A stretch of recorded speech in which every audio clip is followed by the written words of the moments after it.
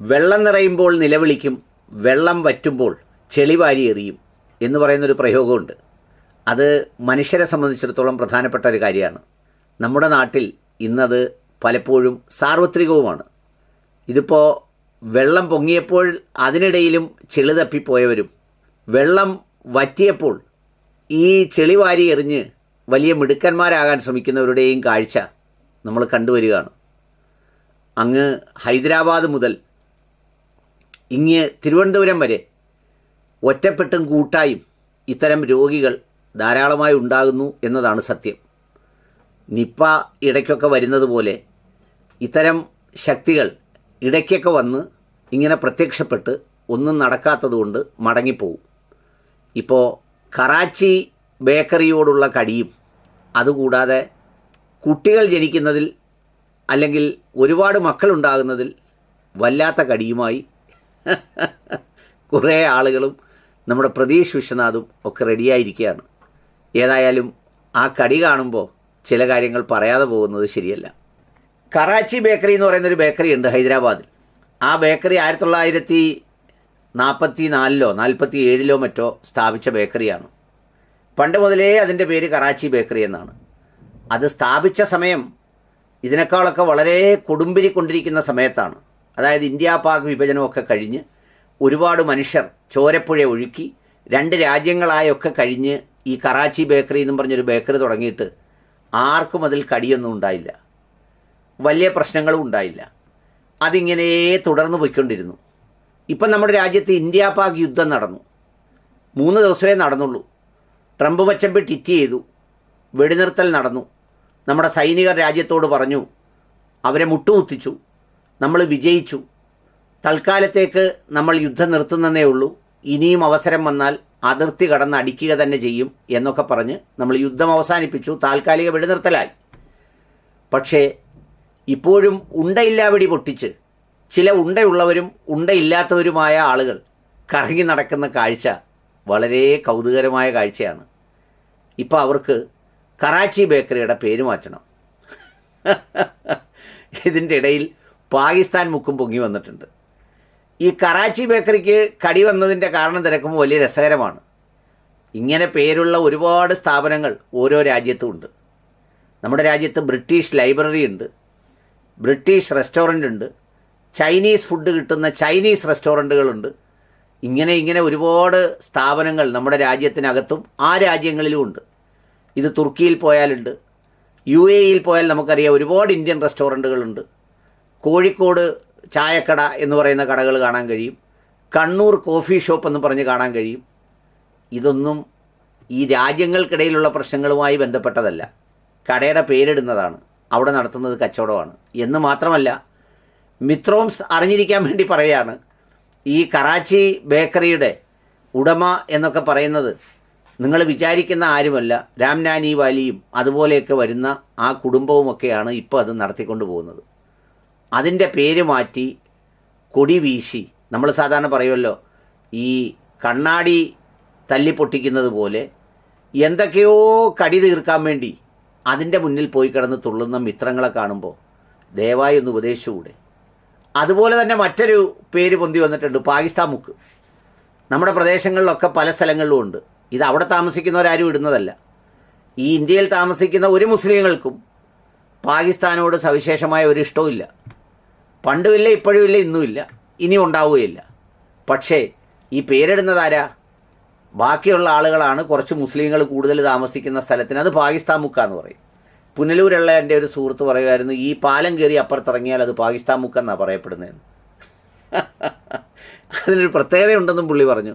അവിടെ വസ്തുവിനൊക്കെ ഭയങ്കര വിലയാണ്, ഉടനെ വിൽക്കാൻ പറ്റും, ഇപ്പുറത്തെ സൈഡിൽ ഒരു കച്ചവടവും നടക്കത്തില്ല എന്നൊരു നിരീക്ഷണവും പുള്ളി പറഞ്ഞു. ഏതായാലും അങ്ങനെ കുറേ സ്ഥലങ്ങളുണ്ട്. അതിൻ്റെ എല്ലാം പേര് മാറ്റണമെന്നും പറഞ്ഞും ഒരു വാർത്ത കാണാനിടയായി. അതുകൊണ്ട് പ്രിയപ്പെട്ട സുഹൃത്തുക്കളെ, ഇങ്ങനെ പേര് മാറ്റിയതുകൊണ്ട് രാജ്യത്തിൻ്റെ പുരോഗതിയും രാജ്യങ്ങൾക്കിടയിലുള്ള നയതന്ത്ര ബന്ധവും ഒന്നും യാതൊരു തരത്തിലും ബാധിക്കില്ല. ഇപ്പോൾ പാകിസ്ഥാനിൽ കിടക്കുന്ന സാമൂഹ്യ ദ്രോഹികൾക്കോ ഭീകരവാദികൾക്കോ ഇവിടെ കറാച്ചി ആയാലും ഒന്നുമില്ല, ഹൈദരാബാദ് ആയാലും ഒന്നുമില്ല, യാതൊരു കാര്യവുമില്ല. അപ്പോൾ അതുകൊണ്ട് ആ പ്രവൃത്തിയാണ് ഒന്നാമത്തെ കാര്യം. രണ്ടാമത്തെ കാര്യം പ്രതീഷ് വിശ്വനാഥിൻ്റെ ഒരു സംഗതിയാണ്. പ്രതീഷ് വിശ്വനാഥ് വളരെ വികാരപരമായി ഒരു പോസ്റ്റ് ഇട്ടിട്ടുണ്ട്. അതിട്ടിരിക്കുന്നത് ഈ ഓപ്പറേഷൻ സിന്ദൂർ നടക്കുമ്പോഴാണ്.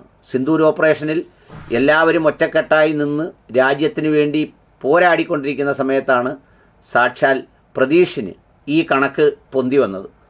പ്രതീഷ് പോസ്റ്റ് ഇട്ടിരിക്കുന്നത് ജനസംഖ്യയുടെ അസന്തുലിതാവസ്ഥ ഭാവിയിൽ ദൂരവ്യാപക പ്രത്യാഘാതങ്ങൾ ഉണ്ടാക്കും.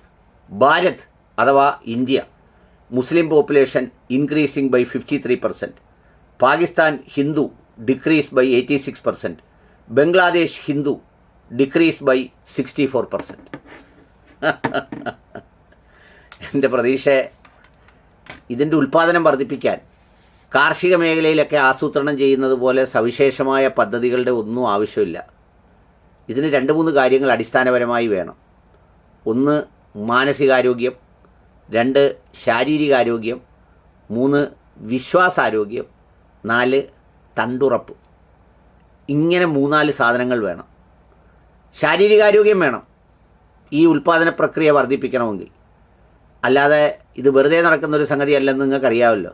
പ്രത്യേകിച്ച് നിങ്ങൾക്കത് പറഞ്ഞു തരേണ്ട കാര്യമില്ലല്ലോ. 2ാമത്തെ കാര്യം മാനസികമായ ആരോഗ്യം വേണം. ഇത് രണ്ടും നമുക്ക് മാത്രം തോന്നിയാലും പോരാ, നമ്മുടെ ജീവിത പങ്കാളിക്കും തോന്നണം. ഇതിന് 2നും പ്രാപ്തിയുള്ള ആളാണ് എൻ്റെ ജീവിത പങ്കാളി എന്ന് തോന്നണം. അത് 2ഉം തോന്നിയെങ്കിൽ മാത്രമേ ഈ വിത്തിറക്കലും വിളവെടുപ്പും ഒക്കെ സാധ്യമാവുള്ളൂ. അല്ലെങ്കിൽ വെറുതെ പറമ്പിലെ പോച്ചയൊക്കെ പറിച്ച് പിന്നെ ഈ കോഴിയൊക്കെ ഓടിച്ച്, അല്ലെങ്കിൽ ഓട്ടോമാറ്റിക് ഗിയർ അല്ലാതെ ഈ ഇടുന്ന ഗിയർ ഉണ്ടല്ലോ, നമ്മൾ ഈ പിടിച്ചിടുന്ന ഗിയർ, ചവിട്ടുന്ന ക്ലച്ചുമൊക്കെയുള്ള വണ്ടിയൊക്കെ ഓടിച്ച് ശരീരത്തിന് ആയാസം നൽകി ശാന്തമായി നേരത്തെ കിടന്നുറങ്ങാം എന്നുള്ളത് മാത്രമേ ഉള്ളൂ. അപ്പോൾ അതുകൊണ്ട് ഇത് 2ഉം വേണം. 3ാമത്തെ വിശ്വാസപരമായൊരാരോഗ്യം വേണം. നമ്മുടെ വിശ്വാസത്തിനൊരാരോഗ്യം വേണം. എന്ത് വിശ്വാസത്തിന്? നമ്മൾ ഈ കണക്ക് കൂട്ടുമല്ലോ. അതായത് ഇങ്ങനെ ഒരാളൂടെ വന്നാൽ ഇത്ര രൂപ, അതിനെ പഠിപ്പിക്കാൻ ഇത്ര രൂപ, അതിനെ കെട്ടിച്ചു വിടാൻ ഇത്ര രൂപ, അതിന് ഇത്ര സെൻറ്റ് സ്ഥലം എന്നൊക്കെ പേപ്പറിനകത്ത് എഴുതി കൂട്ടുന്ന തരത്തിലേക്ക് ചിന്തിച്ചാൽ സംഗതി പറ്റൂല. അതിനെടുക്കേണ്ട തീരുമാനം തരുന്നതെല്ലാം വാങ്ങിക്കും, ഞാൻ ആഗ്രഹിക്കുന്നിടത്തോളം ഞാൻ വരുത്തും എന്നൊക്കെ പറയുന്ന ഒരു ഉറച്ച വിശ്വാസത്തിൻ്റെ ചിന്ത കൈക്കൊണ്ടാൽ മാത്രമേ ഇതെല്ലാം നടക്കുകയുള്ളൂ. ഇത് 3 റെഡിയാവുന്നതോടുകൂടി തണ്ടുറപ്പ് വരും. ആ തണ്ടുറപ്പ് വന്നു കഴിഞ്ഞാൽ എന്തു ചെയ്യും? ഉണ്ടാക്കാൻ ആരോഗ്യവും മനസ്സും പിന്നെ ഈ പറഞ്ഞതുപോലെ അതിന് ആവശ്യമുള്ള ബാക്കി ഘടകങ്ങളും വിശ്വാസാരോഗ്യവും തണ്ടുറപ്പും, ഇതിനെല്ലാം ഉപരി ജീവിത പങ്കാളിക്ക് അത്തരമൊരു ഇണചേരൽ ഇഷ്ടപ്പെടുന്ന വ്യക്തിത്വവുമാണെങ്കിൽ ഈ പ്രക്രിയ ആസ്വാദികരമാണ്, സന്തോഷകരമാണ്, ആഘോഷപൂർവ്വമാണ്, എല്ലാ തരത്തിലുമുള്ള വളരെ സന്തോഷകരമായൊരു കാര്യമാണ്. അതുകൊണ്ടാണ് ഈവൻ ഈ പട്ടിണിയുള്ള രാജ്യങ്ങളിലൊക്കെ പോലും ഇതിൻ്റെ എണ്ണം വർദ്ധിക്കുന്നതും പട്ടിണി ഇല്ലാത്ത രാജ്യങ്ങളിൽ ഇതിൻ്റെ എണ്ണം കുറയുന്നതിൻ്റെയും കാര്യം എന്താണെന്ന് വെച്ചാൽ മറ്റേ ചിന്ത വരുന്നതുകൊണ്ട്, ഇതിൻ്റെ ചെലവും വരവും എല്ലാം കൂടെ കണക്ക് കൂട്ടുന്ന ഒരു സാഹചര്യം വരുന്നതുകൊണ്ടാണ്. ലോകത്ത് പ്രതീക്ഷ-അറിയാവോ, 9 രാജ്യങ്ങളിൽ ഇത് നിയന്ത്രിക്കാൻ നടപടിയെടുത്തു. അവസാനം ഇപ്പോൾ അവിടെ എല്ലാം കാശ് സ്പോൺസർ ചെയ്ത് ഉണ്ടാക്കിക്കുക, എന്നിട്ടും ഇതുണ്ടാവുന്നില്ല. ഇതങ്ങനെ പെട്ടെന്നുണ്ടാവുന്ന അല്ലല്ലോ. ഇതുണ്ടാവണമെങ്കിൽ ഞാൻ പറഞ്ഞില്ലേ, നേരത്തെ പറഞ്ഞ ഘടകങ്ങളെല്ലാം വരണം. ഇല്ലെങ്കിൽ ഇതങ്ങോട്ട് വർക്കൗട്ട് ആവില്ല. അപ്പോൾ അതുകൊണ്ട് ഇത് കണ്ടിട്ടാടേണ്ട കണ്ണഞ്ചേമ്പേ എന്ന് പറയുന്നൊരു പാട്ടുണ്ട്. ഇതിൽ നോക്കി ഇങ്ങനെ പറയാവുന്നല്ലാതെ ഇതുണ്ടാക്കാൻ ഇഷ്ടപ്പെടുന്നവനും ഞാൻ നേരത്തെ പറഞ്ഞ ഘടകങ്ങളൊക്കെ ഉള്ളവൻ ഇതുണ്ടാക്കിക്കൊണ്ടിരിക്കും. പ്രതീക്ഷ ഇതിനെക്കുറിച്ച് ഓർത്ത് കരഞ്ഞുകൊണ്ടിരിക്കും. നമ്മൾ പറയുന്നൊരു ഡയലോഗ് ഉണ്ടല്ലോ, പണ്ട് കഴുത കാമം കരഞ്ഞു തീർക്കും എന്ന് പറയുന്നത് പോലെ പ്രതീക്ഷ ഇത് കരഞ്ഞും തീർക്കും, കണ്ടും തീർക്കും. മറ്റേടടുത്ത് ഇതുണ്ടായിക്കൊണ്ടുമിരിക്കും. അതുകൊണ്ട് സന്തോഷമായി പോയി കിടന്ന് ഉറങ്ങുക. ഇതിനപ്പുറത്ത് ഈ ഡെമോഗ്രാഫിക് ഡീറ്റെയിൽസൊക്കെ ഒത്തിരി ഉണ്ട്, ഇതിൻ്റെ സ്റ്റഡീസൊക്കെ. പക്ഷേ അതൊന്നും പ്രതീക്ഷനോട് പറഞ്ഞിട്ട് കാര്യമില്ല. ഓരോരുത്തരടുത്തും അവരുടെ ഒരു റേഞ്ചിനനുസരിച്ചേ പറയാവൂ. അതിനപ്പുറത്തോട്ട് പറയുന്നതുകൊണ്ട് എന്താ കാര്യം? അതുകൊണ്ട് ഇത് കടിച്ച് നല്ല സമാധാനത്തോടെ ശാന്തമായി നേരത്തെ കൊതുക് തിരിയൊക്കെ കത്തിച്ചു വെച്ച്, ഇടയ്ക്ക് കരണ്ട് പോയാൽ കൊതുകുത്തി ഉണരാതിരിക്കാൻ കത്തിച്ചു വെച്ച് ശാന്തമായി ഉറങ്ങുക. അത് മാത്രമേ ഉള്ളൂ ഇതിന് പരിഹാരം.